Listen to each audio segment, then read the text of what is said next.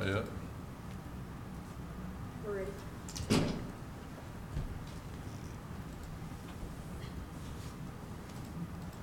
Ready? All right. Council meeting is now in session. Welcome to the Centerville City Council meeting of August 20th, 2019.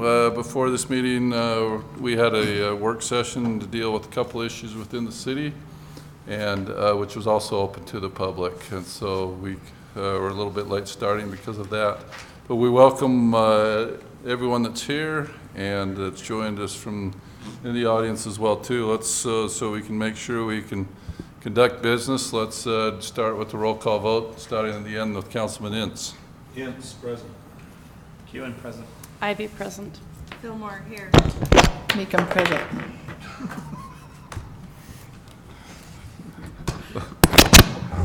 We all do that, grab the top. Let it be noted that all 5 council members are present. Let's start with a prayer or thought from Councilwoman Meekum. Our kind Heavenly Father, we thank Thee so very much for this day, for all of the many blessings that we enjoy and the great community that we live in. We're thankful for our neighbors, our friends, our first responders, for our leaders. We ask Thee please this night to bless us as community leaders, that we will be able to work together and to know the things that would be best for our community, to truly represent our citizens and do the things that will be best for them. We ask Thee to bless our first responders and be with them. Bless those that are fighting to keep our country free, and bless all of our government leaders. We say these prayers, Christ, amen. Amen. Thank you, Councilwoman. If you would all rise with me and repeat the Pledge of Allegiance.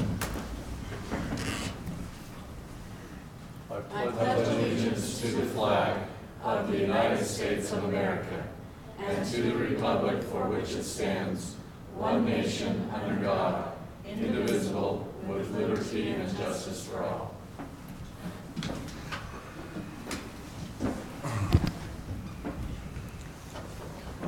Thank you so much.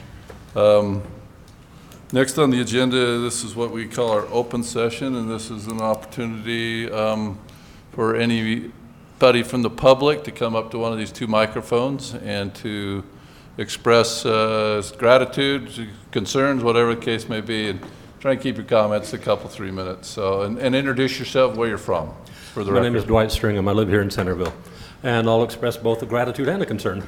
I've come here every now and then over the years that I've lived here for different issues, and I've always been impressed with every administration I've seen about the desire of the council to accommodate the citizens, let them to see and have a say.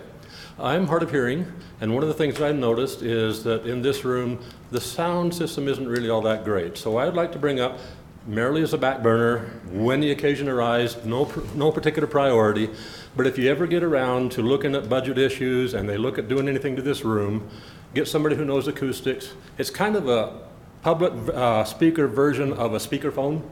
It's loud enough, but it's still not distinct enough. It's just kind of hard to tell back there. So if you could just keep that in the back of your mind whenever the occasion arises, that could be improved. Thanks. Thank you. Thank you.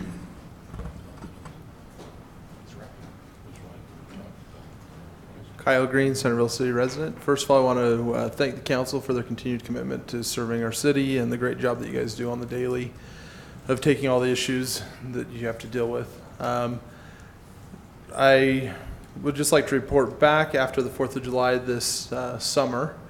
For many years, I've donated time, energy, and equipment to DJing, or I should say emceeing from City Hall along with other announcers.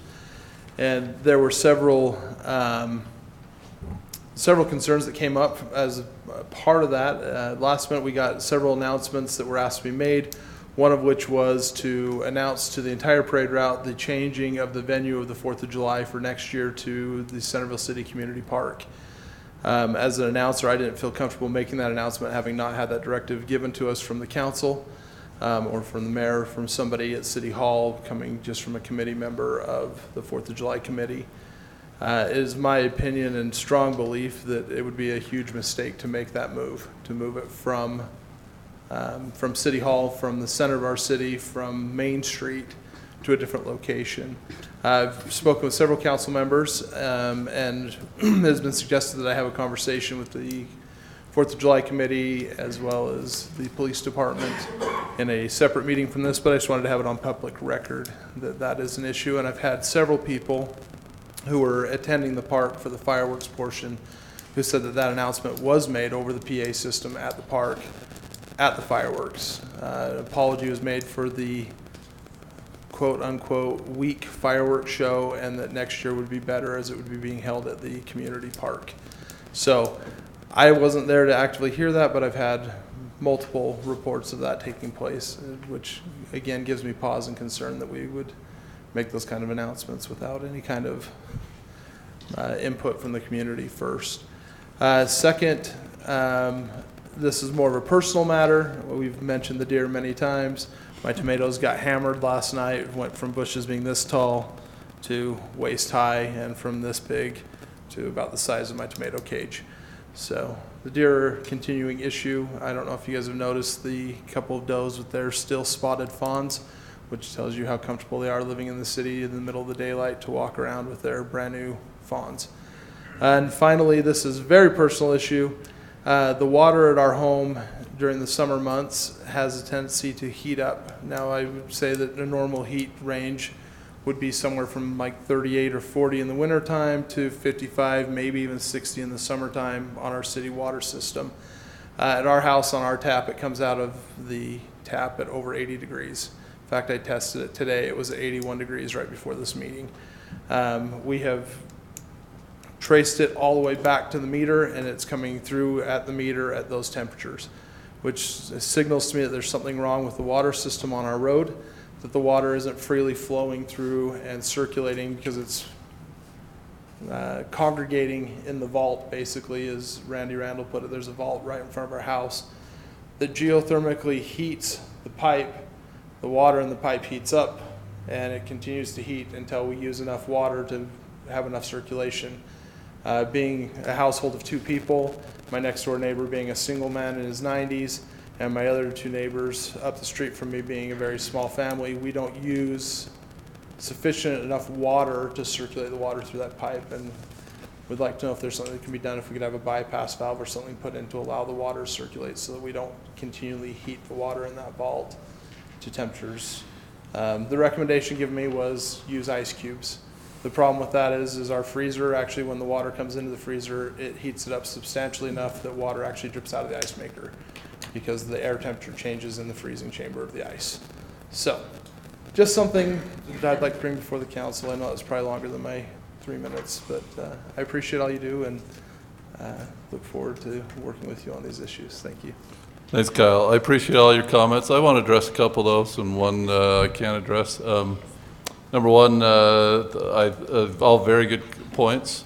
Number one, we had a fantastic 4th of July committee, very enthusiastic, our chairs.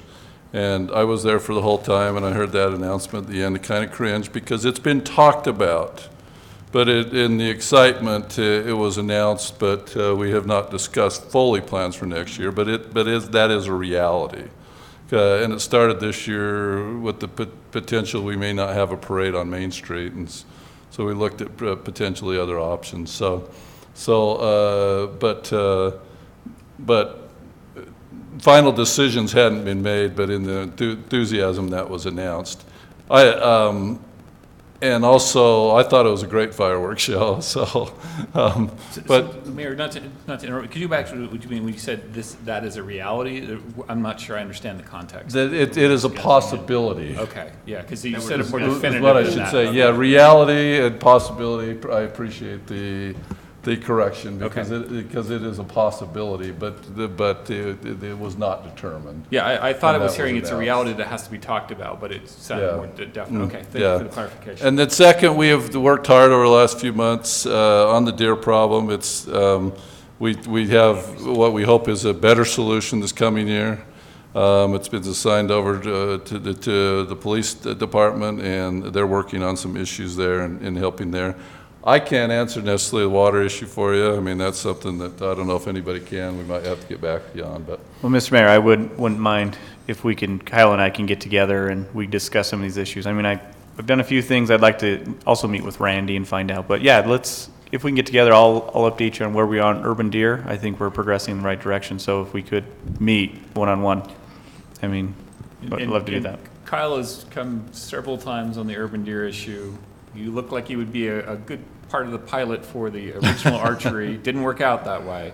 Yeah. Where we're now moving over to a trained officer with specialized munitions. Still would like Kyle to be the test case for that because he's got the problem. We've brought him up multiple times in our meetings as that is the focus. So I don't want to make this into a discussion, though. Yeah, no, I'm just saying No, that we- this is not we- the first We time. are, we're in contact with police chief and have done the requisite paperwork to have our properties utilized for those test cases, so. Excellent. yeah. Thank you for the clarifier. I didn't know you'd gotten that far. I was just going to drive it home if you hadn't, so. And Brant, I talked with our 4th of July chairs. They're finishing up with their finances, but so I imagine we'll get a report in here at some point in time, right? So, okay. Any more comments on the open session? Tracy James from Centerville, live on 100 South. I just want to tell you thanks. It was a long haul on First South, but I'm telling you, that's one nice road. I also want to tell you thanks. We didn't even have to ask, but you put in a speed indicator sign. Thank you. Because it has turned into a very nice road that people like to enjoy now. So I do appreciate that, and we didn't even have to come and ask, which is great. The pond area next to my home could be a test case for deer too. There's quite a few up in that area. One mom lost 2 fawns up in there, and the DWR did come and collect them, but the 2 babies did not make it up in there. And then, as I've expressed to all of you in before meetings, I still have a desire to create a buffer between my property and that pond, however that can happen between the city and myself. So, anyway, thank you again for all that you've done.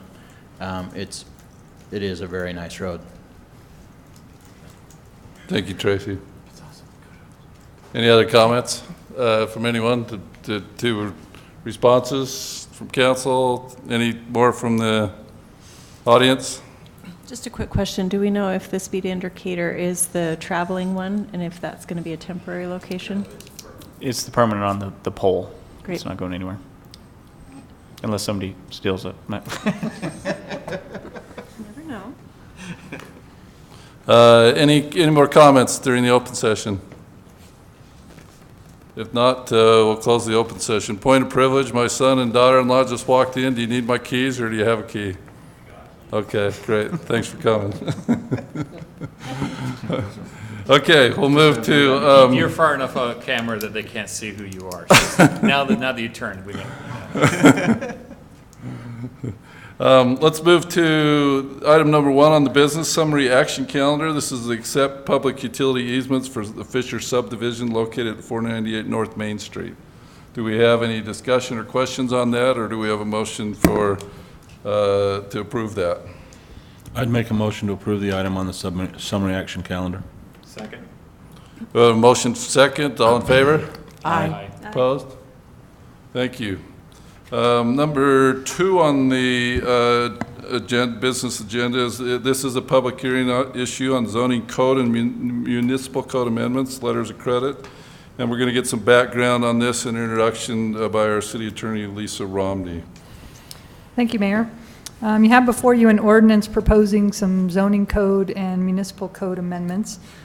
These amendments are staff recommended, and we are recommending to eliminate letters of credit as an option for our development bonds as a form of security. Right now, we allow 3 different bond types for those development bonds. We have the cash bond, an escrow deposit, basically an escrow account, and then the letters of credit. So we currently offer 3. We are recommending to eliminate the letters of credit because we spend a lot of staff time administering those letters of credit. They have an expiration that the other 2 forms do not have. Also, the banks typically only allow the letter of credit for 1 year. Developers have 18 months under our agreement to complete the improvements, so, and then a 1-year warranty after that. So you can do the math that the 1-year bond doesn't work for us. So what we've negotiated with the banks is that they have a 1-year automatic renewal clause. So it's 1 year plus automatic renewals, but they can give us 90 days notice that they're not going to renew them. And then we have to work with the developer to get another letter of credit in place. So in the last legislative session, this has sort of been discussed at the land use task force and also at the legislative level, is, you know, how many bond types does a city have to offer? And so some bonds after the recession, some cities said, we're just going to allow cash bonds. And then there was a debate that, hey, we should have at least more than one. And last year in HB 315, the legislature said you have to have at least 2 forms of bonds. So we meet the statutory requirement with a cash bond and the escrow deposit form. So we're recommending an elimination of the letters of credit. I understand that it may be a burden for some developers. There was very good discussion at the Planning Commission level. The vote for recommendation of approval was 4-1 coming up from the Planning Commission. One did represent a developer and said that they use these primarily as their form of bonds. We also track all of our development bonds, and we meet quarterly on those. We have about 21 bonds right now, so give or take, we have a couple dozen bonds in place at any given time. Out of those 21 right now, only 3 are letters of credit. So it is not the most common. The most common is the cash bond right now. And then the letter of credit and escrow probably tie for a distant second. So we understand this may be problematic for some, but again, from a staff level, we think this is more efficient for the city, not having to micromanage these letters of credit and dealing with the banks and getting them renewed. So this is a public hearing, and we're happy to hear if others have some comments, but that's our recommendation from staff with a 4-1 recommendation from the Planning Commission. So before I open for a public hearing, do we have questions for Lisa from anyone? Is there not a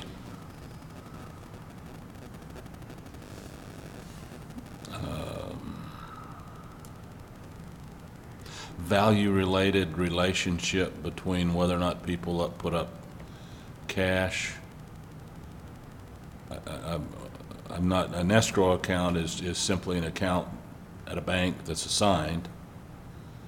It's still in the customer's name, but we have control of it. But the letter of credit would presumably be primarily on larger developments, wouldn't it? And are you not going to create issues if you do that? Some of the larger ones use those. We've had $500,000 cash bonds as well. It just depends on the developer, what they like to do. So we've had very large, you know, Brighton Homes uses the cash bond. They've used different. We're negotiating another one for an escrow deposit with Brighton, so they use multiple options. And yeah, one of the 3 letters of credit I think was a pretty big bond for the Parish Creek project. The other one was for the Rigby Court subdivision, and then the other one was just for Renegade, which was just sort of a very $10,000. So it varies. And for a follow-up to Bill's question, is there any merit in having a graduated scale that below a certain dollar threshold you're using cash or escrow? And if you are large, I guess I'm hearing potential of stopping a development that could be large scale if they don't have access to that. I don't know if that's a reality or not. That's what I'm trying to get at. Well, not in my opinion, because our concern is that they expire. And so it doesn't matter how much the money is, we're still babysitting them. Whether it's $10 or $10 million, it's still the same amount of administrative work to for us and the banks to. And there's more at risk with the big- letters of credit. So when we did hit the recession and some banks in Utah went out of business, the letters of credit failed, which would not happen with the cash or the escrow. Or if a change in the financial situation of the bonder, the developer. And so that was the reason that it wasn't renewed. And then what do you do? Because you've already approved the development. I mean, that's really a risky situation. That's correct. That's one of them. And you're seeing a push from cities and from the state legislature, because the issue during the recession was letters of credit were used, and you had half built out developments throughout the state. Letters of credit will fail with the bank. Barnes Bank was one, and I experienced this in Yuma, where you have this half built out development, and letters of credit goes with it. If you have cash, that follows the development. If you have a bond, I can still call on that bond to finish that development, the infrastructure for that development. So that's one of the other challenges that we have with letters of credit. And Corey brought up a good point, I thought, at the Planning Commission as well, is that developers now have the option to put in a lot of the infrastructure before they record the plat. So if they really don't want to put up a big bond, a number of the developers are going ahead and installing the on-site improvements prior to recording the plat. And then if they complete that infrastructure, they don't actually have to bond for it. They would have to bond for the 10% for the warranty, but they can avoid bonding altogether on some things.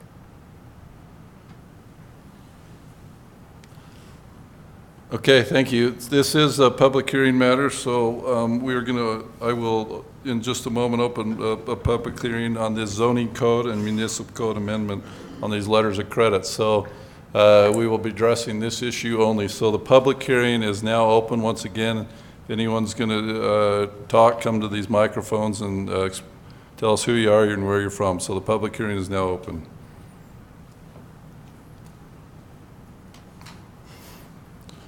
Seeing no response from the public, I will close the public hearing and entertain any further questions. If not, I will entertain a motion on this issue. I'm comfortable putting forth the motion to adopt ordinance 2019-16. Second. We have a motion and a second. Do we have any further discussion? I just have one question. When you said we're allowing them to do the infrastructure first so they don't have to bond, well, I thought the bond was to protect us, so what if they get half their infrastructure in and they can't finish it? Then This was the legislative change that a lot of cities had to struggle with, and that was our argument and concern. But in Centerville, we actually have them sign an agreement that says, okay, you can start putting some infrastructure in, but we also require a $25,000 unwinding bond. And we get a cash bond so that if they do go belly up halfway through digging up all of the this property, that we can at least refill those holes and put it back to a safe condition. And then it would remain until it's developed further. But that is definitely a risk. but that's not one we're really taking as a city. That's one that's coming from the state. Yes. Okay. Okay. All right. If no further discussion, let's take a vote on it. Because we did have a motion in a second. Councilman Ince. Aye. Aye. Aye. Aye. Aye. That motion passes 5-0. Thank you. Next item is item number 3. That is also a public hearing matter. This is municipal code amendments regarding expiration of subdivision approvals. Lisa, our city attorney, will address that one as well. Thank you.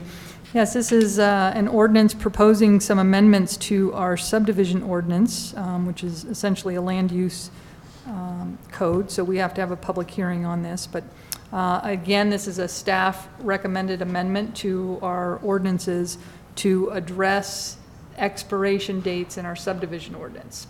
Now, you know, we're working with the Planning Commission on completely rewriting our subdivision ordinance, but we felt like this was one that was important enough to bring forward to you now rather than waiting for that whole process. But we sort of came about this issue in our ordinance when we were looking at a subdivision that came through in a small subdivision waiver, and they were approved, and we haven't seen the final plat come through. And so Corey and I were having the discussion of, is this, expired or not? So we went to the ordinance, and, I was just assuming that in our final plat or section of the ordinance, it says, you have to record the final plat within 6 months of approval.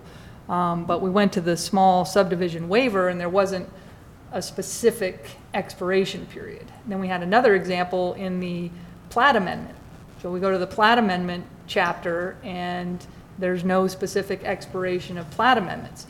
So I would still argue that perhaps we could refer back to the final plat expiration and say that for both of those examples, they really, since they have to prepare a final plat, that they're subject to that 6 months. But just to make it clear for everyone, we're recommending that we specifically put in the small subdivision waiver section that there's an expiration, and also in the plat amendment that there's an expiration. And then while I was in the code looking at these, I'm suggesting some other additional changes to the conceptual, preliminary, and final plat expiration, just to have more affirmative language and more consistent language, so that we're always looking at from the date of approval, not necessarily when you file or something like that. So anyway, we're also changing the recommendation. So right now, our final subdivision plat, we say that you have to record that plat within 6 months from the date it was approved. So once the council approves final plat, you have 6 months to record it, which would be fine if we followed our ordinance and the plats were just about ready to go by the time they come to the council. But there's a lot of work on the other end with the city engineer's review and the city attorney's review. We go back and forth multiple times with the engineers and developers on those plats, and it can take some time. So, in the last couple years, you've seen a couple plat extensions. So we're recommending 12 months for them to actually bring back or to record the final plat with a 6-month extension. And then to be consistent, we just use that same time frame. So you file for conceptual plat approval, you have 12 months to file for preliminary, plus a 6-month extension. And from preliminary to final, you have 12 months, plus a 6-month extension. So you're saying that sounds like a lot of time, which it is. It turns out to be about 5 years, that if you took the 12 months plus every extension, you could take 5 years in the subdivision approval process. And obviously our ordinances could change in that time, but they would be vested for the ordinances that were in place at the time of their original application. But just reviewing on Novus, I tried to search how many expiration or extensions have been requested at conceptual and preliminary, because I couldn't really remember any, and I couldn't find any in the time that we've been using Novus, which is back to 2013. But we have approved two final plat extensions for the Legacy Trail Apartments and for Sheffield Downs. Legacy Trail was in 2015 and Sheffield Downs was in 2019. So it's unlikely that you would have someone take the whole 5 years. It's possible, but I also like the consistency. It's really easy for staff and everybody to know 12 months plus 1 6-month extension, and you only get one. That's it. And then we're recommending the same for the small subdivision waiver and the plat amendment. So those are some substantive changes, but we're recommending these changes. And I think these are also developer friendly, trying to make it easier for them to get what they need done and to get the final plat. There's a lot going on once final plat is approved, and they have to get their bond ready and all of that. So I think going to the 12 months will actually reduce staff time as well, trying to get those ready in 6 months.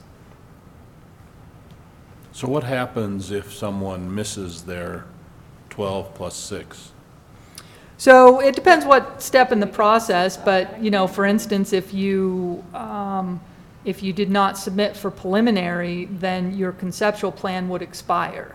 And so they would have to come back through and apply for conceptual plan approval And our old ordinance said we may require them to resubmit. And with these redrafts, they will be required to resubmit. And so in that resubmittal, if our ordinances haven't changed, we don't really get a chance to deny it. It's an administrative decision. It would just be reapproved for the same reasons that it was approved the first time. But if our ordinances have changed in that interim, then they may lose their vested rights. And if their project doesn't meet those ordinances, they would have to bring them up into that code. So I think it's an interesting question. If they don't bring that final plat, in my opinion, they just have to go back to preliminary, or, you know, I guess we'd have to make that determination, but. Any other questions?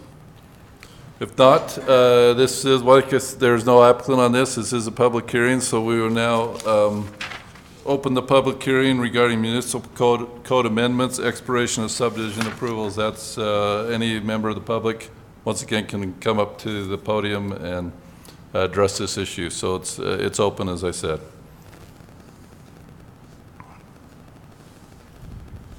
If nothing from the public, I will close the public hearing, and I will ask if there's any further questions. If not, I would entertain a motion on this issue. Well, I'm happy with the clarity that it provides. It seems to simplify it to actual things I can repeat if somebody were to ask me without, you know, having a huge complicated table to work with. So I would motion that we adopt ordinance 2019-17. Second. We have a motion and a secondment from Councilman Ince. Councilman Ivy deferred to him for the record. Do we have any further discussion on this? If not, let's start with a vote. To do my left, Councilwoman Ivy going to the right. Aye. Aye. Aye. Aye. Aye. Thank you. That motion passes 5-0. And just a good job to staff, because cleaning things up is always a great idea. Yeah, thank you, staff. Next item on the agenda, item number 4. This is something that we discussed in our work session a bit. And so this is the new municipal code amendments in relation to a finance director. I had Jake that was going to address this. Was there any more to say on this, Jake, or did you say what we said previously? So I guess I'm looking for further discussion from council on this.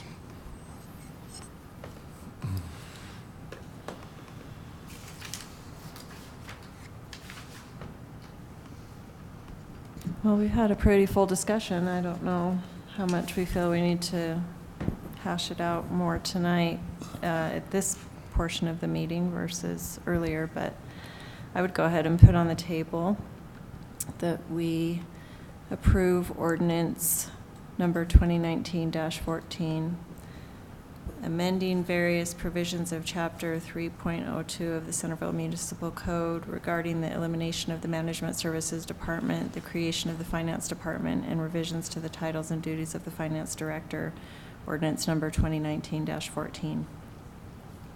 Thank you. I have a motion. Do I have a second? I'll second it so we can debate or move forward or whatever we're going to do. So we have a motion and a second. This is open for further discussion. I would not be in a position of supporting it tonight. I'm not saying I wouldn't support it, but I'd like to see some more formal information. Jake ran through in our work meeting some headcount numbers and so forth. Unfortunately, there was nothing in writing. I would like to see a chart that shows maybe over the last 5 or 7 years what the headcounts were, where we are now. During some of this period of time, we had some pretty intensive development going on in town.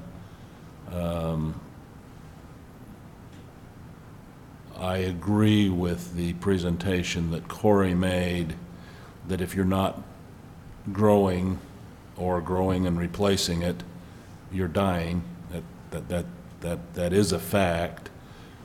but I guess I'd like to see something about the projects and where time was spent and so forth, to look at the head counts that we need. Do we have enough going on that justifies 2 people in planning?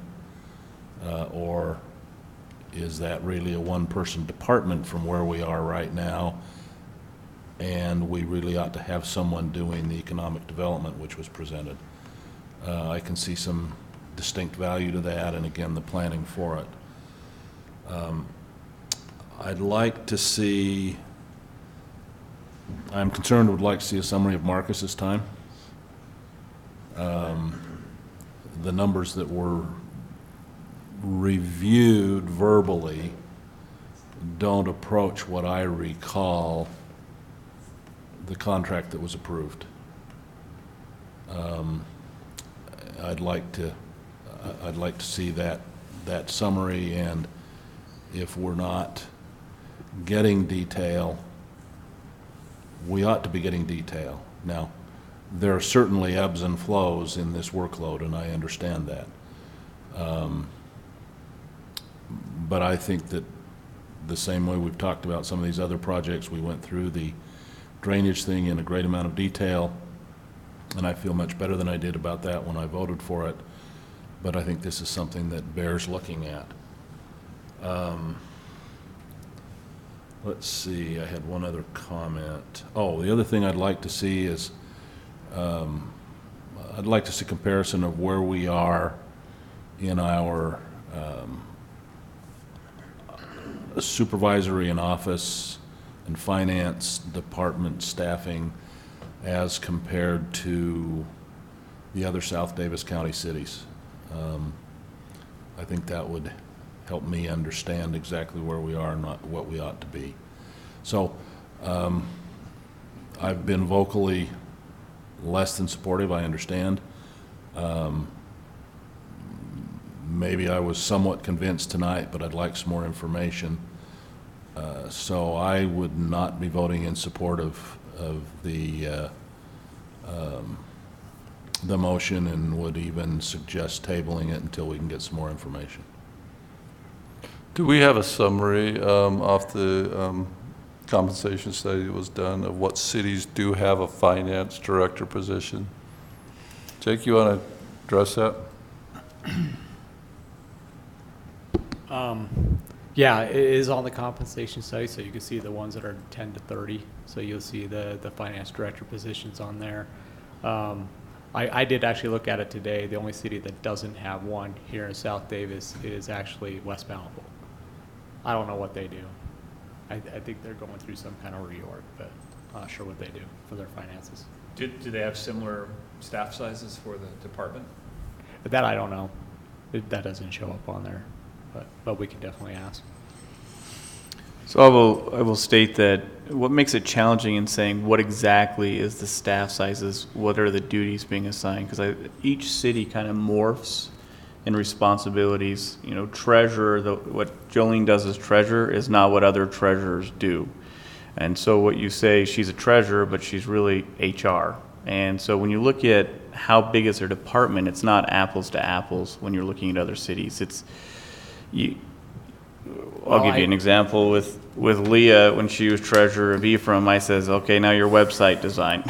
And so as a treasurer, she was doing website and business licensing, but business licensing can go either way. It can go in community development or it can go in finance. So just looking at staff sizes is challenging to do. I mean, we can do the research, but really it's more in depth and finding out what the responsibilities are for each employee. Which would be a lot more of a time-consuming research. I'm not saying we can't do it. It's just a different approach that we'll need to take. And I think I understand the intent, and that is to just kind of get a general check and make sure we're not growing more than we should. Because, I mean, I agree with the hesitation and the concern. Once you put a full-time position in, that's a lot of cost, and it continues on forevermore, pretty much. And so that's a really reasonable ask, if that's what you're asking for, is just that overview, that general check on numbers. And from what I know and the cities that I talk to about a lot of different departments, I think you'll find the thing that staff reminds us of fairly regularly, but because they're troopers, they don't remind us very regularly, and that is Centerville runs thin, and it always has. And so if we do go and look at that comparison, we'll just see that confirmed. That I'm sure may of well it. be the result. Yeah. And to another one of your points, Councilmember Ince, as far as the head count, we're not talking about growing, we're just talking about going back to where we were 3 years ago. So and as far as what you're saying is, are we growing as a city as far as development? Maybe not, but I will tell you that regulations are increasing drastically, which is causing us to spend more time. For example, last year when the state legislature was proposing this 9-member oversight committee, and what that would have done to staff times, potentially we'd be required to hire a full-time person just to deal with that oversight committee. So what we're seeing is this continued encroach from the state on us, but as well as GASB's laws. We're just seeing a lot more regulations which are challenging to keep up with. So even though we might not be growing, but as we were talking about, even if Centerville is built out, there's always something going on that we need to address. So we're just trying to get back to our numbers of what we were 3 years ago. We were down a staff member. I'd like to be more proactive on our website. I don't want to have a static website. I want to be able to get information out there to the residents as fast as possible. Right now, we just kind of have Jake and Leah and police department, just a mix of responsibilities being shared, but we don't have one central location where I could say, Jake, I need this on the website, and Jake gets it done. I can go to either one, but is it really going to get done? I just want to try and streamline and delegate a little bit better.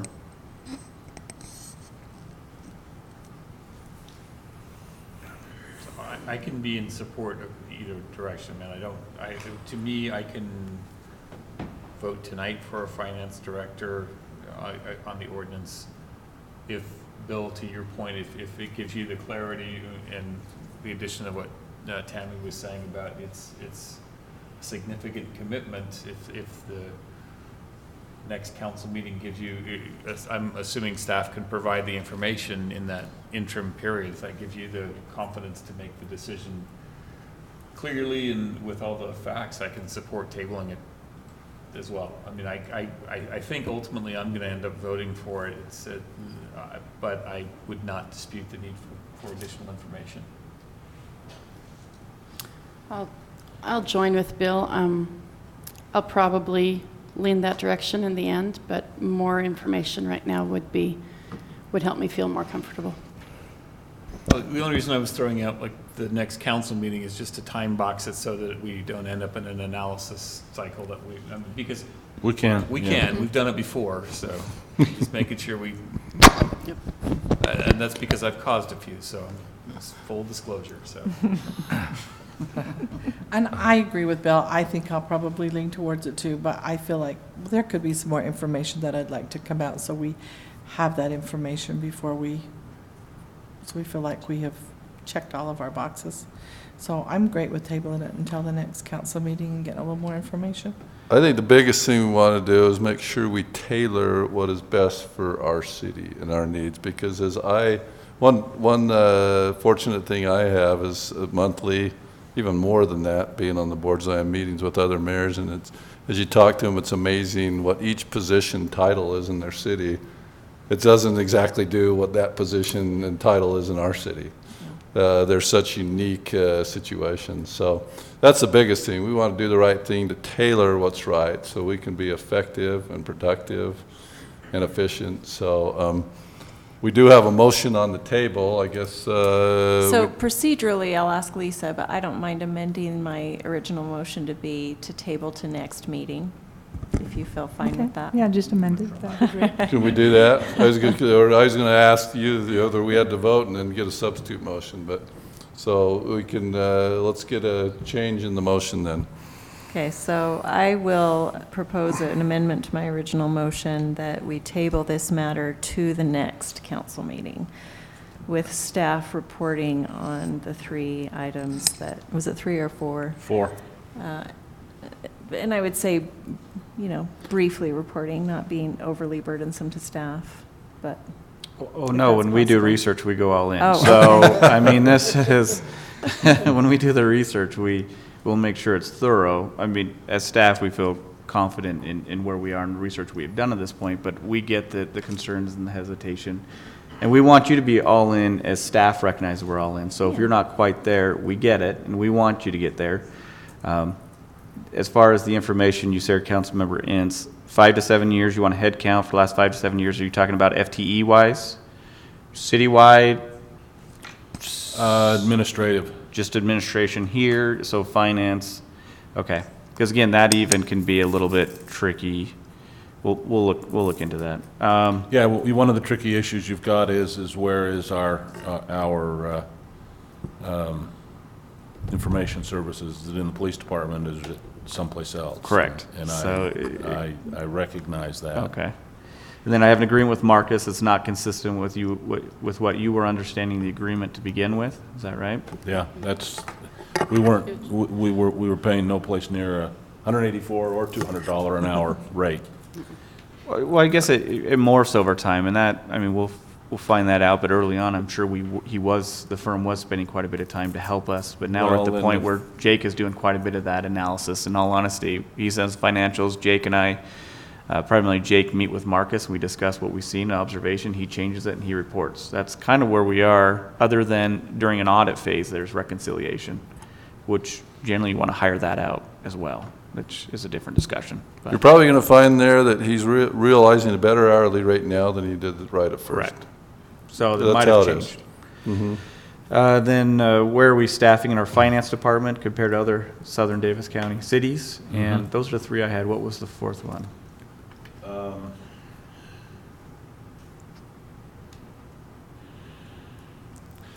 The major projects that we've had, so for example, our former finance director spent upwards of a third of his time on Centerpoint Theater. So some of the major projects that we've had through this period of time. Trying to think of how to do that analysis. Unless he has recorded time cards he has somewhere. Well, I don't- and I think the point is it's something we've discussed earlier, Bill, and that is we would now be looking to the future and replacing that time spent Exactly. with finding the, So So do I we need a finance director? Do we need a finance/economic development director? Are those two different positions? Two different positions. Which is Let's look at how that is structured and what makes the most sense. So would you say more so maybe projection on what they see the new finance director may spend his or her time on in the future? Yeah, but also comparing it to this is where time was spent in the past. And to me, you got the past, you got the future, and that's the comparison. So I understand your desire, I understand what you're desiring to understand, but when we're asking staff to spend time, I think the question needs to be more concise and clear. Because I think that what we discussed at the work session really covered that. We got perspective from Corey, we got perspective from Jake, we got perspective from Lisa and Brant about what that morphing of the roles would look like and why finance director would be full-time to free up Jake to do some of the data crunching and working with Corey to do more of the economic development. Because I have always, like I've said, I've always wanted this role to be, I've always wanted us to save a role for economic development. But I'm satisfied in the questions that I've asked and the answers I've gotten from staff that the first appropriate step is to make sure these basics are required on the money end so that we can free up room. And maybe I can explain to do one the thing other. too, Bill. There are some things that our consultants did quite a bit of work on. Lewis Young, Wayne was the point with that. So how much work he actually did with that, I'm not sure. But he was the point. He was the one that they came to and he had the discussions with. But we also have some pretty hefty regulations that we have now that he didn't have to deal with back then. One of them is our quarterly transparency report. That takes a lot of work, and actually right now we're having to do some modifications on that. That's taken some time. And Marcus and Jolene are working on that. And that's, Jolene, you know, is, she works a lot as well. So the plan was to move those quarterlies to the finance director. And she told me she spends probably about 5 hours a week on that. So there are some things like that, that have created more of a burden on the finance department. Well, certainly to the extent that there are significant new tasks. Yeah, That becomes part of the equation. I don't know right. how much. And that's I don't know always about gonna the happen. other. I don't know about the other people on the council. I'm not particularly aware of the intensity of a quarterly transparency report. Yeah, I'm not even sure what it is. yeah. Well, it's all our financials go to the state website, and it has to be Transparent.utah.gov. completely reconciled, So you're telling me it's a CAFR on a quarterly basis? basically. But it's not audited. But it's all the schedules in a CAFR on a quarterly basis. Yes. And so this is where it gets to that style difference of taking a report from staff, getting quite a lot of detail of their process of thinking, and then just trusting that they're in it day in, day out. And this is just my personal style. I don't consider it my job to spend hours and hours understanding the breakdown of their hours for their day in, day out to then justify supporting what they've told me they need. So I want to thoroughly understand and ask a lot of questions.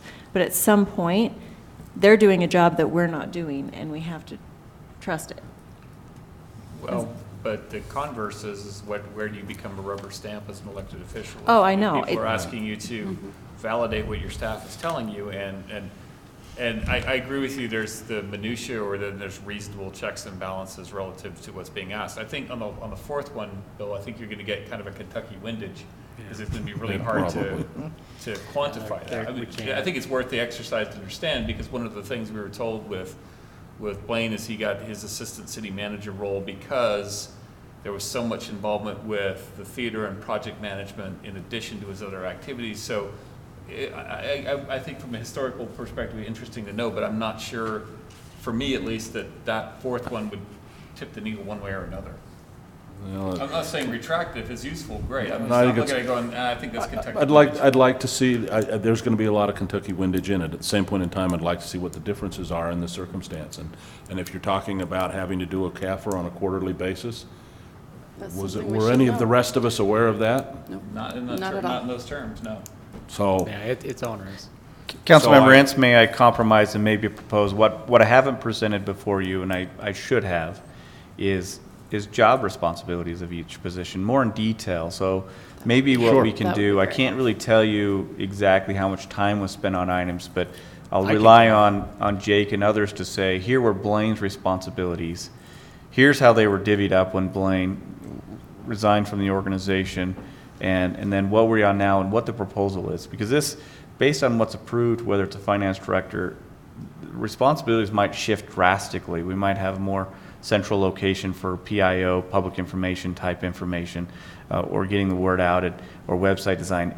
If it's approved, then I can start delegating a little bit more and having more clear lines. And so maybe that'd be helpful if I say, this will be the finance director, here are their primary responsibilities. Now, as far as going into the minutia, exactly what they do, I'm not, I don't think you're necessarily looking for that, but and then administrative services director is what we're proposing to change Jake's title to. This would be Jake's responsibilities in his role, and here's what he was doing before, here's what he's given up, and here's what he's taking on. Would that help to give you an idea that we have stuff to do, and here's how we would delegate it and delineate those responsibilities? yeah, I think that would Okay. help. And I guess the other thing that's part of this equation is where are we going with the accounting firm's time? Yeah. So if we're replacing that position, then I'm presuming that the other is going away. So we have to have somebody that has those skills, and maybe that's not Right. true. Maybe you're planning to keep it, I don't know, but I'd like to understand. So there's an interesting way in how you approach that. It depends on who you hire and what their skill set is. I'm not opposed to, when you're talking about bank reconciliation towards the end of the year, getting prepared for your audit, sometimes you want that third party looking at it, because we look at it all year long. So I'm not proposing, the proposal from the beginning of the year, budget year, was not to eliminate that line item 100%. I think we still want to use the law firm to help us with reconciliation for the audit. They're the third set of eyes, the second set of eyes that helps saying, hey, where's this? This is what we need to prepare for the audit, and then the audit comes in and we're not caught off guard. If we're doing our own bank reconciliation, we're maybe not seeing those errors because we've been doing it all year. And so the proposal, what we have in the budget, I believe there's still $5,000 to $10,000 in that line item to keep that firm to help us primarily with bank reconciliation. Well, 5 to 10, I don't have near as much indigestion with as I do 48. Correct. Understand. Well, I like that compromise suggestion, to be concise about what it is you're bringing back next time. And that's definitely not wasted time, because that just leads straight into the job description. It helps us. But, we then would be the next steps. So. We have a job description, but to be honest with you, job description is just that it really doesn't define exactly what an employee does, because it's But other it's a duties as tangible- assigned. And- tangible answer to a clear question, so. Correct. So Tammy, if you wouldn't mind restating Yeah. your amended motion so that I could resecond it. Yeah. I would love to do that. So I am going to amend my original motion to table the decision about accepting all of that I said. The resolution about a new position. And we are asking staff to come back at our next meeting, reporting on the 4 requested areas requested by Council Member Ince. And that is my motion. I'll second that. All right, Second motion, the whole thing. You gotta second the whole thing, what she just said. Well, I think the intent's clear, so it works for me. got a motion and a second. Let's do a roll call vote, starting with Councilwoman Fillmore and going to her right. Aye. Aye. Aye. Aye. Aye. That motion passes 5-0. Now, we, in the interest of time, as we talked about, we're going to, if staff can do it, we're looking at trying to get this on our next agenda, right? That was in the motion. So if you could That's just right. vote on the motion It as was. amended. We did, didn't we? We did. You need to, Because I replaced my motion. Oh, you and that's what got replaced it. seconded. Okay. All right. you okay with I that? had no I guess objection to you- replacement motion. The intent Yeah, was I clear. think I used the word amend and I meant replace. You- yeah, I did, sorry. Do it all again. Aye. I did amend, and so so Lisa is correct. We now should vote on the amended motion. Okay, so we had an amended motion with a second. Can we vote, Lisa? or- The Right, so amendment's been you're accepted. voting on the amendment, the motion as amended, which Yes. is now to table it. The Yes. first vote was to vote on the proposed amendment, and now we're voting on the amended motion. Just to be. Councilman Ince? Aye. Aye. Aye. Aye. Aye. Do we get it good that time? Okay, great. Let's go to item number 5. This is the Island View Park renovation, design update dates of Phase 1 and Phase 2. It must Sorry. be really fancy, because look at Bruce tonight. Yeah, the Parks Department, we're stepping up our dress code. Whoa. Say If- you're definitely stepping up the salesmanship part. No. As quick as we're done here, I've got to drive a hearse. Sorry, if I could just remind Councilwoman Ivy to have her disclosure. I live next door to the park. Yes, that was my dining room light that fell down and broke as they were demoing the park. And? But you can be objective. But I can be objective. The key part. I believe that until you said the dining room light. I don't know if we believe her anymore. She sounds like she's a little biased. I don't know. It's been fun. It's been fun. Bruce, tell us the good news. There's lots of good news. Projects moving along. There's a number of items that are going to be cost savings. There has been a change that you can view either way. I kind of see it as a positive change. There was one that we would not have made if we didn't have to, but I think you're all aware that we knew there was a gas line running through the park, but we didn't know it was the gas line that feeds all of Davis County from North Salt Lake to Ogden, runs right through Island View Park. Something unique about Centerville, we could say We can hold them all the hostage? rest of the county, yeah, your gas goes through us or something, I don't know. But because of that, the gas company, originally, when the park was built, none of us were around, but we knew there was an easement there, just not aware of this, the intensity of that easement. So the moving of the tennis courts to the north and putting a new post-tension concrete tennis court over the top of that gas line is not recommended by the gas company. And if we wanted to push forward with that, also this gas line is getting close to 50 years old, and when they were put in, that was about the life of them. And now the new ones they're putting in are about 100-year life expectancy. So had they replaced this anytime in the last 10 or 20 years, we probably would go ahead with the plan as we had planned. But because it will need to be replaced sooner than later, and those were their words, maybe within 2 years, maybe 10 years, but it will need to be replaced sooner than later. The city would have to agree to incur the costs of tearing out that new tennis court and putting back the new tennis court after they were done, if we were to build it over the top. So our designers went quickly to work, and actually our electrical designers and everyone worked very quickly. We went back to the state, talked about the grant, and we came up with a plan B that keeps us out of the easement of the gas line and exchanges our one tennis court on the north side to 2 pickleball courts. With some landscaping changes and irrigation changes and things, we were actually able to. There's some extra costs in design and some things, but they're offset by some of the savings. So it shouldn't be a big difference in cost either way, in savings or expense. But for those who were fighting for some pickleball courts in Centerville, they should be very happy. And for those who were hoping to keep 2 tennis courts, they will be a little disappointed. So I have one question.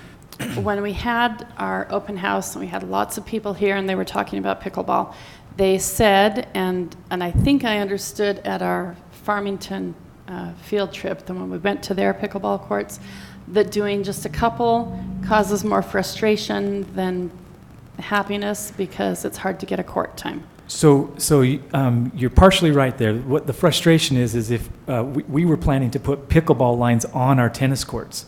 And they said that's what causes the frustration because tennis players never get a chance to play tennis. So I don't think you'll have that conflict where they are completely different courts. People who are going to play pickleball will be on the pickleball court. People who are going to play tennis will be on the tennis court. So I don't think you'll have that frustration. But we had decided from that field trip not to put pickleball lines on our tennis courts, so not to cause that conflict. So you don't think that it'll cause frustration that there are only 2 courts? I think it's I think it's a Band-Aid for the demand. Is that what you're asking? I don't think this fixes our need. I think we still need to plan for a 8 or 10 pickleball court complex somewhere else in the city. But I think this is a really good plan B. If you're one of the first 2 groups to get there, you'll be really happy, and if you're the third, you're going to be frustrated. Yeah, but at least we'll have 2 people happy. This now allows twice as many people to play a sport out there as before. So you can put 4 people on a pickleball court. So there's 8 people now in that space that only a maximum of 4 could play. Councilwoman Ivy, it is going to frustrate pickleball players. It is such a huge sport right now.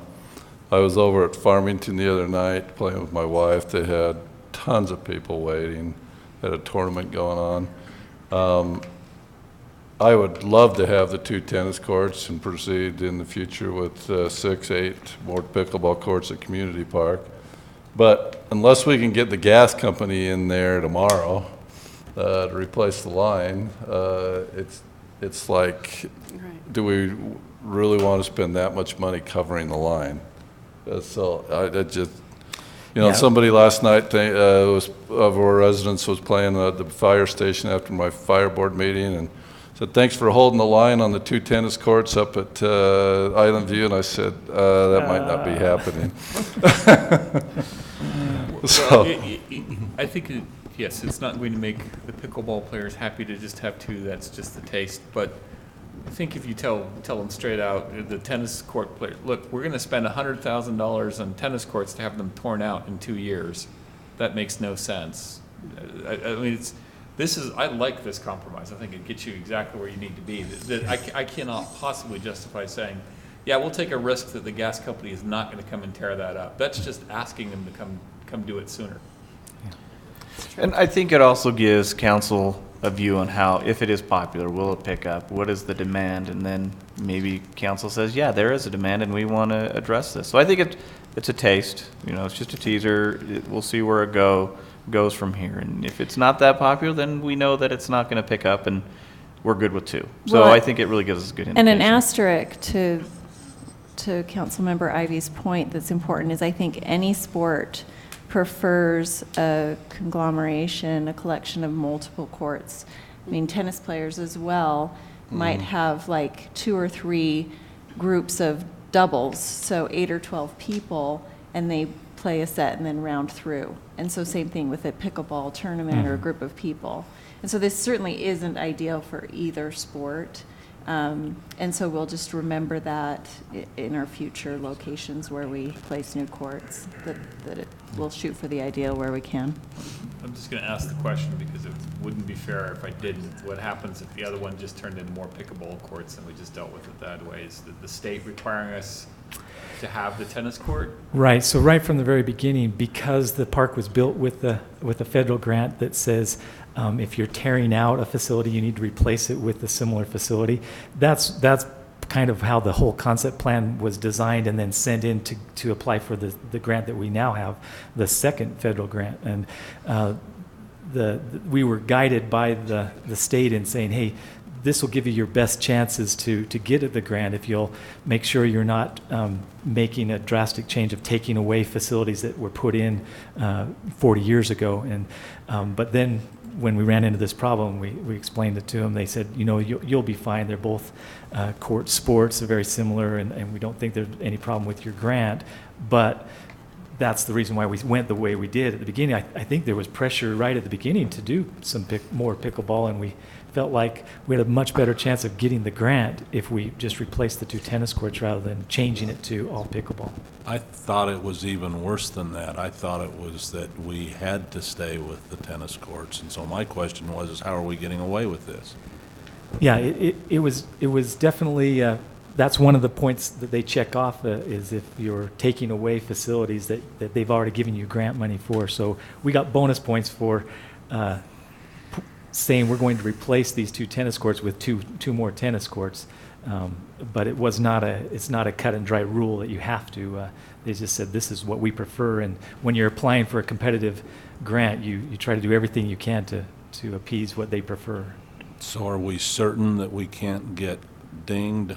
We're certain. At the end? We have because in we didn't writing put from in? the state that they're okay with this change. Okay. That's my concern. So, council members, if we're proceeding forward with this, you're going to have some questions. Why the pickleball courts, if we go with this, do not run north and south? Okay, because all tennis Because courts, that's all what it costs pickleball you. courts, all football fields run north and south because of the sun. Okay, and I asked Bruce that last week. Bruce, do you want to explain it or do you want me to try and explain it? The reason for is if we were to do it north and south, we'd only be able to get 1 pickleball court and stay outside of that easement of the gas line. By putting them east and west, we can do 2. The reason for north and south is because of the rising and setting sun is in the eyes of the players. At Island View Park, because of its topographical situation, rising sun's not an issue for people who are playing in the morning. There will be a problem in evening hours when the sun will be in the eyes of the players facing west. We've compensated with extra tree planting on that west side.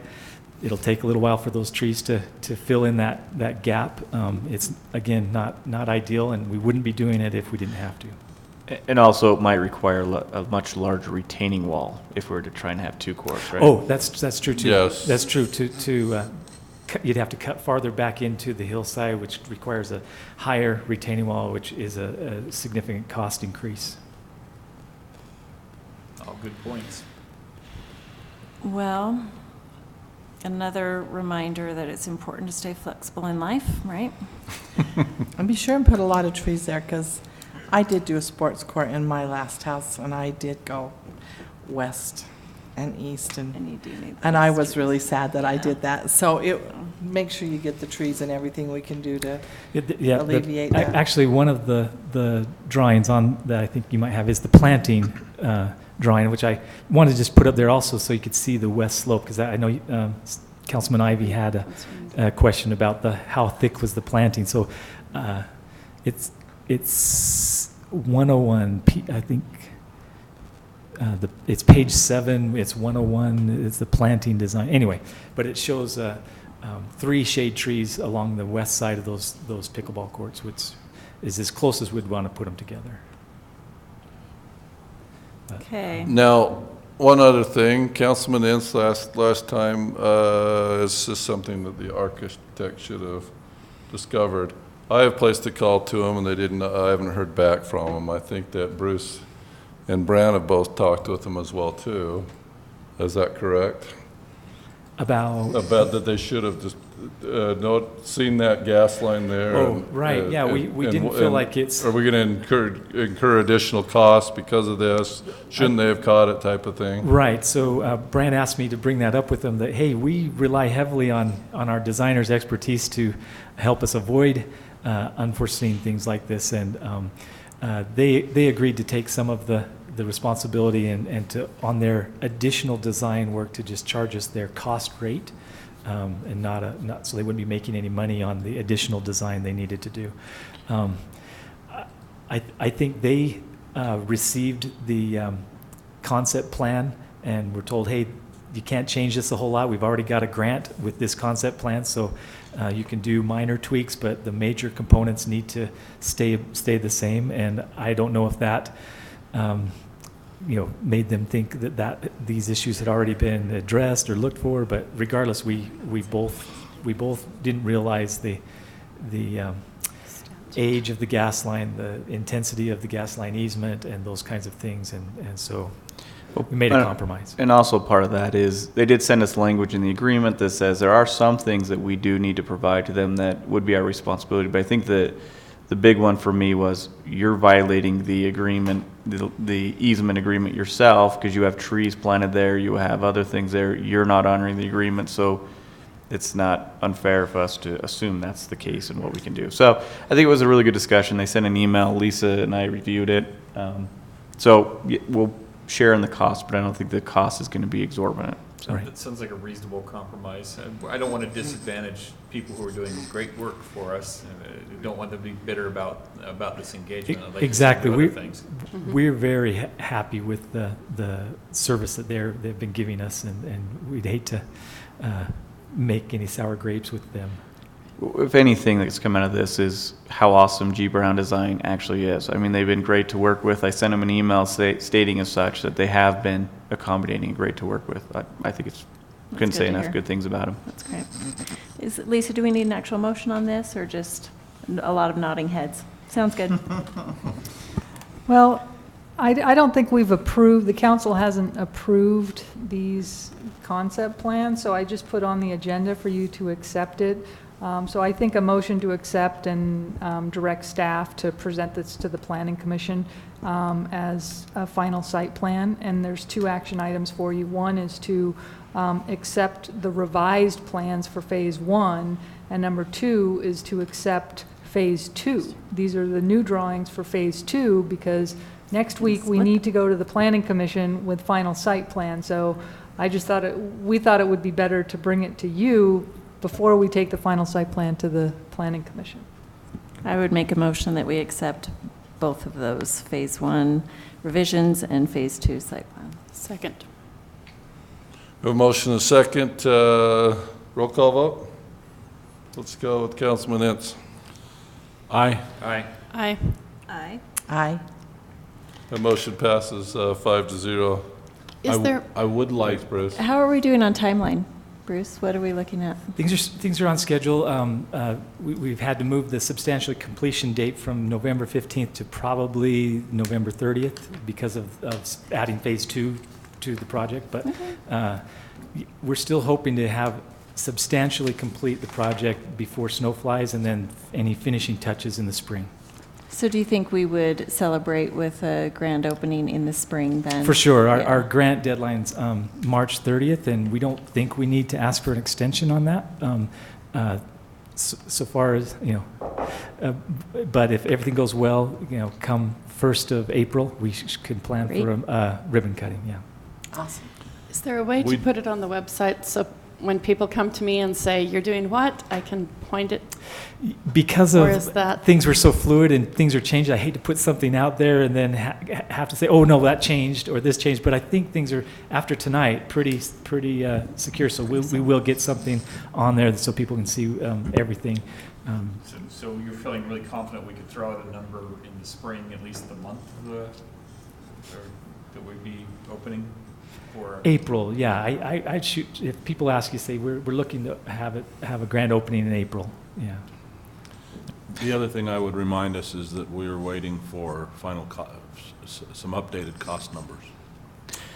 We did receive our preliminary numbers on phase 2 and from the subs. The challenge was trying to get all the subs to also hopefully agree to their terms on phase 1, but we're waiting for those final numbers. We do have preliminary numbers, and we'll present those when we have them. If I receive an email sooner than the next city council meeting, I'll make sure to include that in an email to you. Okay. And you will see those coming back to you as a change order for all of Phase 2. But we wanted to bring the conceptual plans to you first. I understand, and I'm not fighting the approval, but I would like to see the numbers.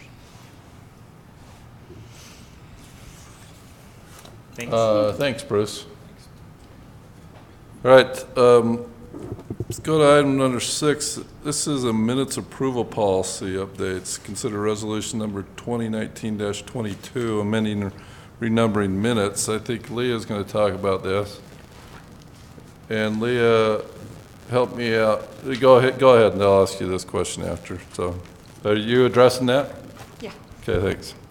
So I think your question was why we don't have minutes to approve tonight? Yes. Yeah. So. Way to read my mind. Well, no, I'm psychic. I know, Brant told me.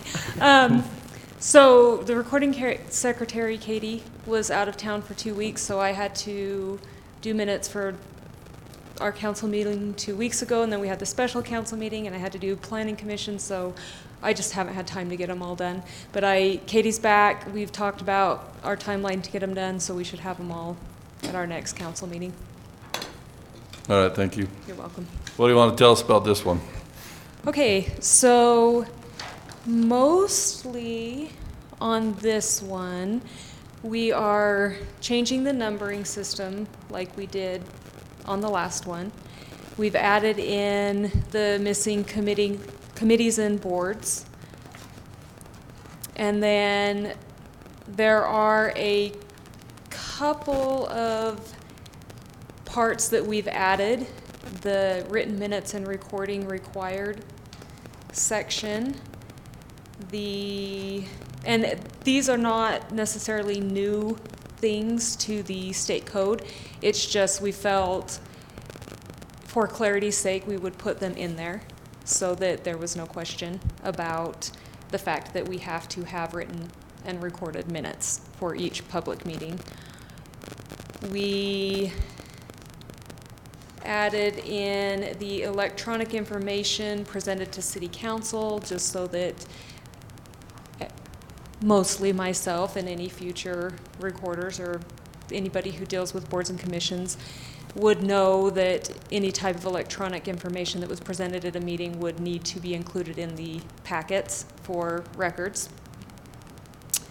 And then we had, as a new insert in there, the approved minutes as the official record, so that there was clarity there that once the pending or preliminary draft was approved, those stood as the official minutes of the meeting, so that that was clarified as well. One part in here that we had a little bit of question about was the posting of the audio recordings on the state public website, Utah Public Notice website. Centerville's been doing it for both the council and the planning commission meetings. I reached out to the other recorders in South Davis County, and only North Salt Lake was doing that. The other ones were not. I had heard in my prior job that there were rumblings that it was going to become a state requirement. We couldn't find where it was anywhere. We thought we did, but then we were wrong. And so in talking to the other recorders, they said that some of the larger cities are being required to do it. North Salt Lake stated that their city attorney said, do it, it's coming, you may as well do it. So it's in there that it's at the city recorder's discretion, but I feel we've already been doing it. There's no need to stop. It's on YouTube anyway, so it's out there. Just explaining that little section right there if you had any question, and that I had spoken to the other recorders, and so let's see. And then a lot of the other things that we have in there is just cleaning up some of the language and making it uniform throughout so that it looks nice and tidy. So, any questions for me? So my only comment would be, I'm not sure we want it at the discretion. I think we ought to just do it. We're doing it. We ought to just do it and not leave it so that it could change with recorders. Yeah, that was the or, thought I had you after know, I I'm had just like, spoken to them let's just today put was it if in it's there. coming, Let's just do it rather than. at some putting point it we're at going to their have to discretion. amend it either way. Yeah.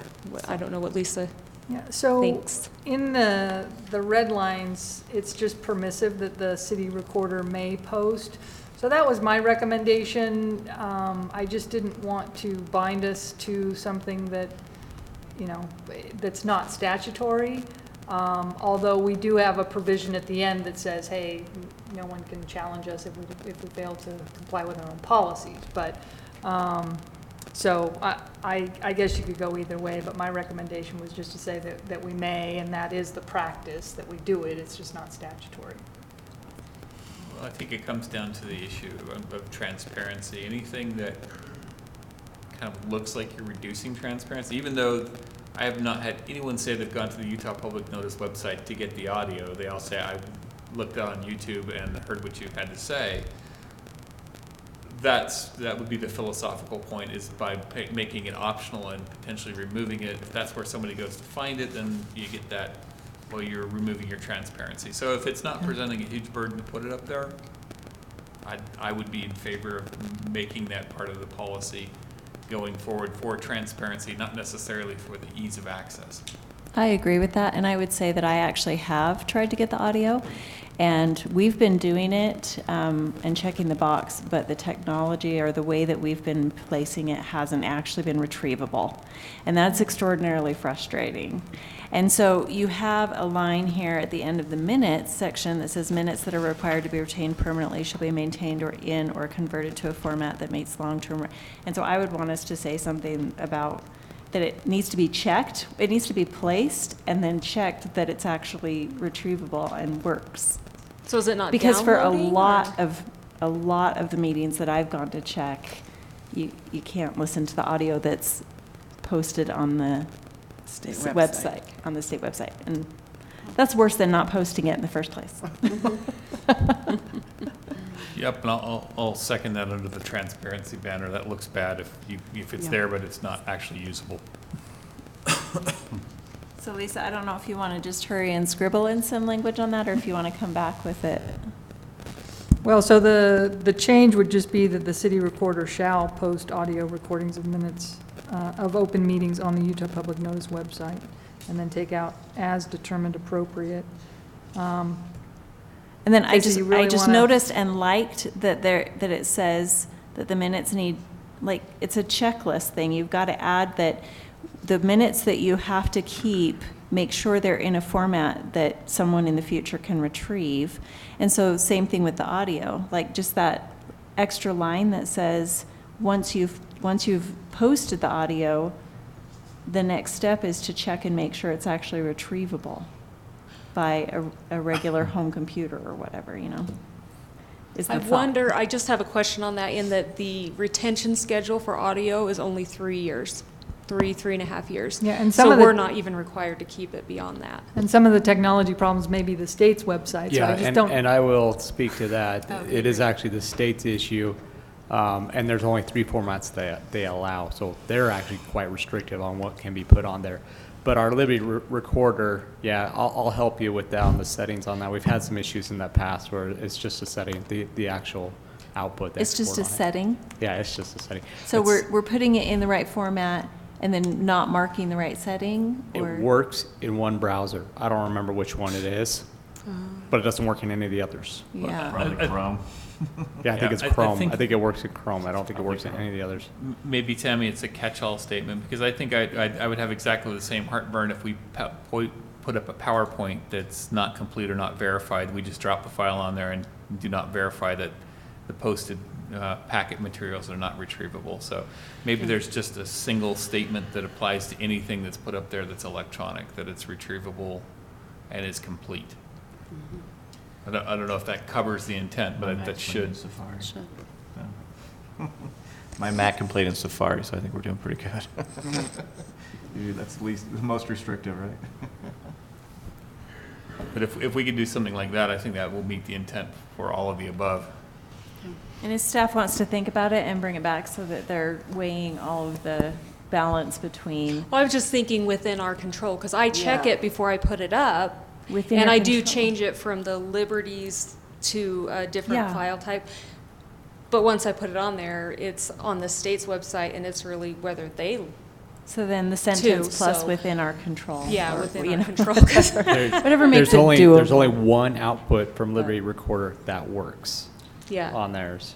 So, and it's, yeah. Looking It's at our quirky. It's website, I quirky. see 2 forms of just recent minutes, and that's WAV and MP3. So Yeah, we and are I've been posting putting it in in multiple WAV. formats, different formats, but we need to be consistent, I'm sure. Yeah. I guess you could just say the city recorder should ensure that any electronic minutes or recordings, posted to websites are retrievable and complete. I feel great about that. Can you put because- a comment that says "and documents"? Anything that's electronic? Because I'm agree with Tammy. I like that, but I would also like to make sure any additional documents we put up there are retrievable. Sorry, Tammy, didn't mean to cut you off. But again, so I do agree because the statute does require that if somebody provides us with that additional electronic data like the PowerPoint, that we also have to post that. But just know that this policy only covers minutes and recordings and that additional data that has to be part of the record. It doesn't cover Novus. But we will apply that as well, Okay, and we appreciate do it. that anyway for Novus, so I think we can add this to this policy, as a should. Right. So just with the shall change that you first mentioned, and then just what you just read is fine with me for my concern. And so with those amendments, I would feel comfortable. Before you do that, Yeah. you might want to go through, in some places you've struck the number written out, 35, and put it in as digits, and then in other paragraphs, you've struck the digits and spelled it out, and it ought to be consistent. Yeah, so the reason that was done is, and correct me if I'm wrong, Lisa, it's anything 9, 10 or more. yeah, 9 or under is going to be a digit, anything 10 or over in number format is going to be written out. And we were trying to make that consistent throughout everything on the Muni code. Yeah, that's correct. So when we converted to our municipal code online, we have a list of drafting guidelines, and that's the format we went to on numbers for all of our codes. So we thought we would be consistent with our policies as well. However, we may not be consistent with our contracts.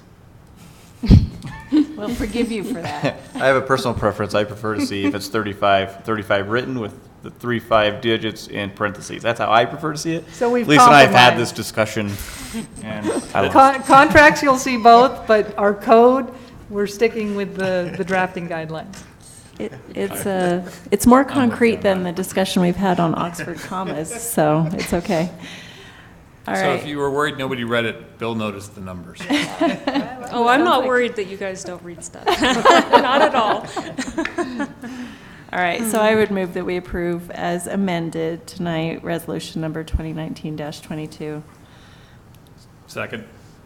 We have a motion and a second. This is a resolution. Can we do an aye vote on this, Lisa, just for change, or do you want a roll call? You can do an aye. Okay. All in favor? Aye. Opposed? Great, that passes. Public, you can feel very good that your council even cares about the minute resolution. I appreciate that thoughtfulness and thoroughness. Mayor's report is next. What I have to report today is I didn't want to take any more time in the work session, but I found it very interesting that within the last couple of weeks that Brant and Corey had both thought about economic development, because a week ago Monday, I scheduled a time with Jason Birmingham and talked with him for a couple of hours about some ideas for economic development. And I came in with a meeting on Brand on Friday, and I said, one of the first thing I said, I think the next thing that we really need to focus on is economic development. And he says, it's interesting you say that, because I've already had this discussion with Corey, and he's thought about it as well too. And it stemmed with me a lot is because as I go around in a very healthy economic climate that we're in right now, that we're not seeing what maybe some of the other cities are. And I'm not talking about cities that have more room than we do. I'm talking about cities that are very similar to us.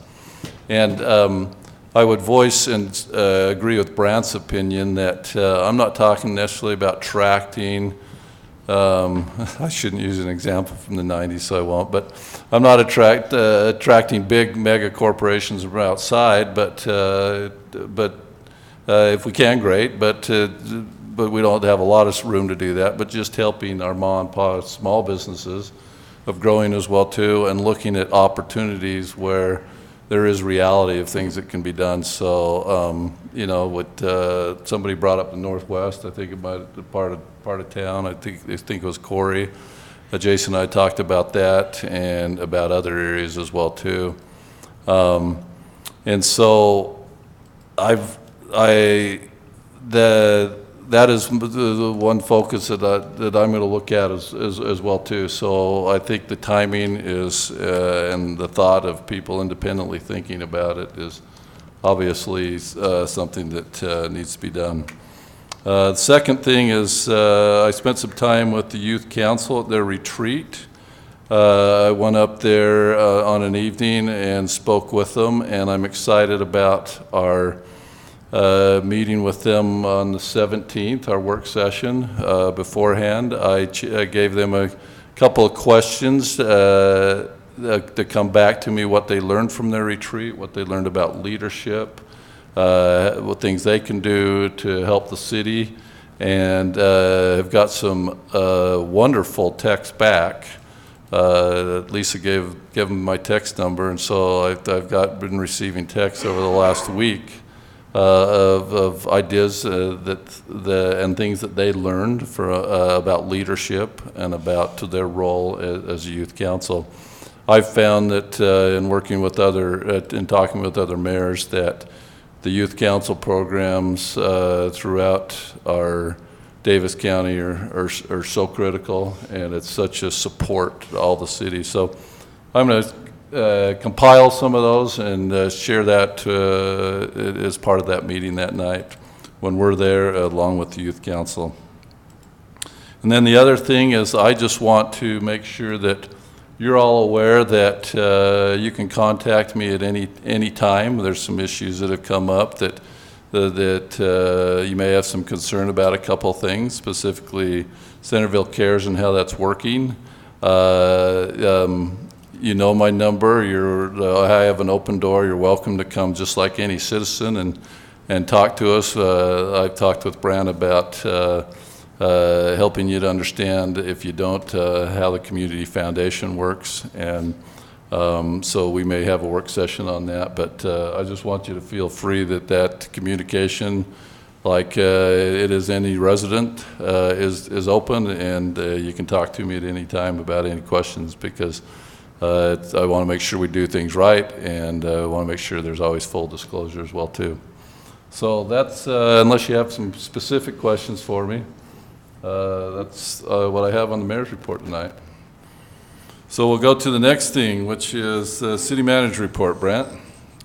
Thank you, Mr. Mayor. I'll keep it relatively brief. So one thing I wanted to do was look at our development process. We meet with developers. What do they go through going to the DRC, and what are some of the fees? What's the entire process? So I'm going to be working with Lisa and Corey and actually doing a mock development. So as staff, we can evaluate our process, because again, I want to see what we're doing. What can we do to be working with our developers a little bit better? What do our fees look like? So I want to go through the entire process. For one, can we improve it? And two, just to know for myself, because that's one area where I'm just not fully up to speed on the process. So if I get the question, I don't think I can fully answer it right now. But so that's something that'll be happening in the near future. Also, appreciate the mayor. The mayor has been scheduling meetings with our representatives, and so we'll be meeting 2 of them on Thursday, which will be really great. So I can start developing that relationship with them. So when the legislative session comes around, we'll already have that relationship, and we call on them and ask for things and push our, our ideas that we already have. I already have a relationship, because I know I'll be doing a lot of that groundwork. But I've also told them that we're going to volunteer what they need out of us as well too, so it can go both ways. So right, and that's the same thing, right? So what do you need from us to help you and what you're doing? What information do you need? That's the other part of our big job that we have, responsibilities, is the league will ask, well, how do you do this process? Because the state's trying to do this, and we have to send a lot of information up to them. But yeah, it'll be great to meet with them. I already have a relationship with Senator Adams in a way. We've worked back in the day, but it'd be good to reconnect in my new role. And finally, I just want to mention a baby girl saw her today, ultrasound. It was awesome. It was a big ultrasound, so she's healthy, 152 beats per minute. And yeah, we're really excited. So yeah, When's our due date? December 15th. So Amanda's a great mom. She's the trooper, having it run around with a 3-year-old. And being pregnant, I'll tell you though, she hates being pregnant. But she's great. So just wanted to share that news with you. I'll share pictures when I get a chance. thanks, Brent. So I had my kids here tonight. He brought up his baby. Anybody else want to take point of privilege on family issues? So thank you so much. I'm not aware of any need for a closed meeting unless I hear otherwise, and I did not hear from anybody in advance, which I've asked you to do if you could. And so I'm assuming there is not. So unless anybody has anything else to bring up, then I will look for a motion to adjourn. Motion to adjourn. Second. All in favor? Aye. City Council's closed. Thank you. Thanks, public.